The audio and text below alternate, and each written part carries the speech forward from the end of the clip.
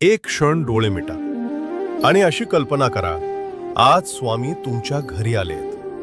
दार उघडताच समोर स्वामी उभे आहेत. शांत चेहरा, डोळ्यांत माया. ते आत येतात. कसलाही प्रश्न न विचारता तुमच्या बाजूला बसतात आणि हळूच म्हणतात, तू खूप काही सहन केलेस आणि तरीही तू उभा आहेस. हेच तुझं खरं सामर्थ्य आहे.